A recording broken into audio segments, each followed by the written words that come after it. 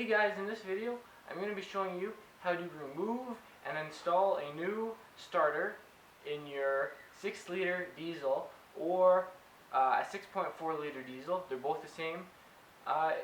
It also applies to most vehicles, most trucks, especially the Ford F350s, but it's the same general idea for all vehicles.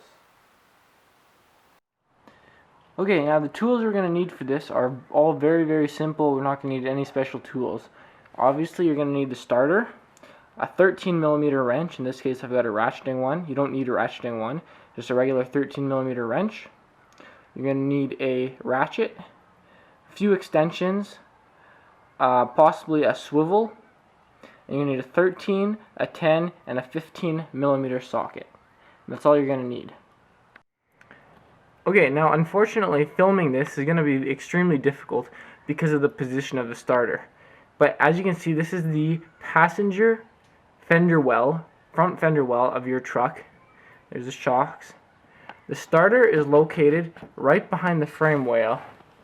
Right there. That's the starter. That's the main power wire going to it. It's right behind the frame rail. Okay, this is a little bit better shot of it from underneath the truck. That is it right there. And there's 3 bolts that hold it on. 1 bolt right there, and 2 on the top. Just to give you a little bit better position, there's the oil pan right there, transmission, and the starter's right there. Okay, so the first bolt we're going to remove is this one here on the back of the starter underneath, and you're just going to need a 13mm socket and ratchet.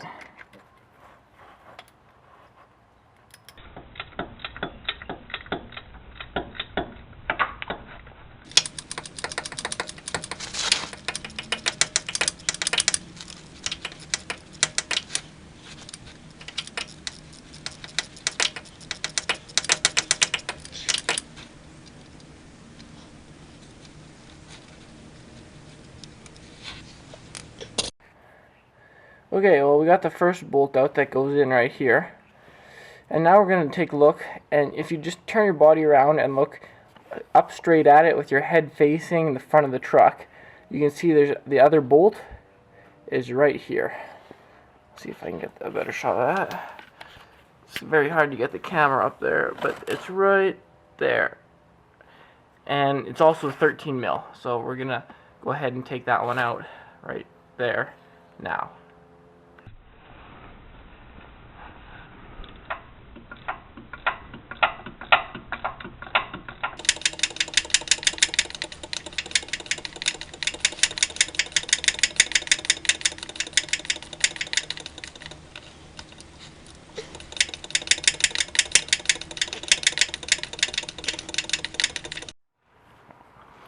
Okay, we now have this bolt right here removed, and this one here, like I said, is removed.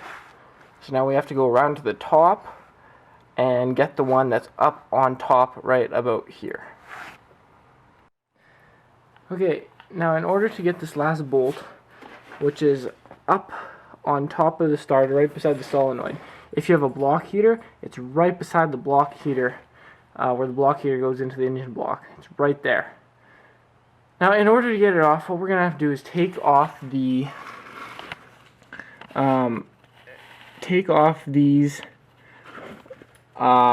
electrical connections so that we can get a socket and extension in there. But that's blocking, so we're going to have to take those off. That's the first thing we're going to do. It's a 15mm nut and a 10mm nut. You can see I've already started to take off that 15mm nut.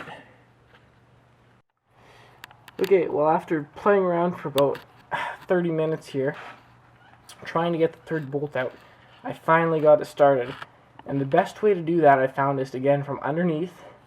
This time position yourself so that your head is against the tire, the passenger tire, and you look up and the starter's right here. And the third bolt, that would be the second bolt we took out. The third one is up on top, back behind here. You can see I've got a wrench here on it. I had to use a small stubby wrench, similar to one like this guy in order to access it. It's a pain to get, that's for sure, especially if you have a block heater. If you don't have a block heater, you can kind of see the block heater right there. That's the block heater. If you don't have one, it'll make your life much easier. But if you do, then you're in for a treat. But anyway, just get the wrench on there and keep loosening it up. We're almost done. Well guys, I got the old starter out. That's right here. As you can see, these two look a little different, but it's okay.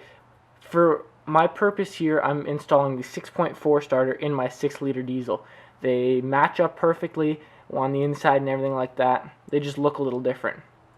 Now for you, if you're just replacing your starter or whatever, obviously they'll both look exactly the same. So that one was a big pain to get out. We're going to see how much of a pain this one is to get in. Okay guys, well, I got the new starter in there. She's in there. Putting a new one in is the exact same process of taking it out, just reversed.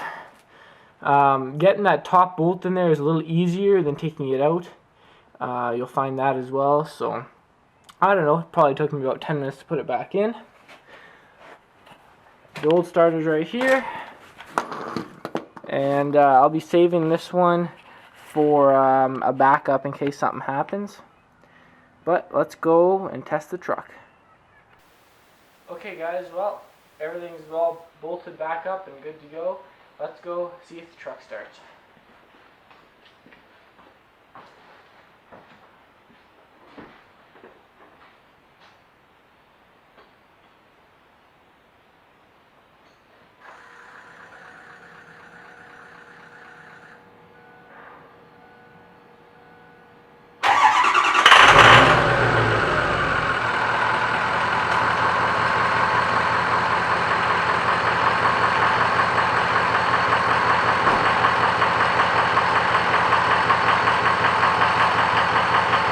Started.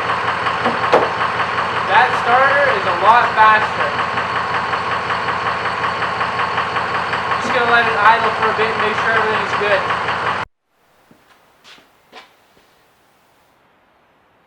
Well guys, that's all I have for you for this video. Hope you guys enjoyed. I know it wasn't the best filming or the best explanation on how to do it. I hope it gave you somewhat of an idea of where to start. It's a pretty tricky thing to do, pretty tricky project. Getting the top bolt out, that's the hardest part. But other than that, I mean, it's pretty straightforward. 3 bolts that hold it on, and then 2 bolts for the electrical wires. But other than that, it's pretty simple. Hope you guys enjoyed. It's a very simple, or a very effective, one of the best modifications I've done to the truck. I don't know if you want to call it a modification. For me, it's a modification, but for you, it may be because your starter is bad or something like that. But anyway, I hope you guys enjoyed, and I'd really appreciate it if you guys would subscribe, comment, and like on the video, and stay tuned for many more to come.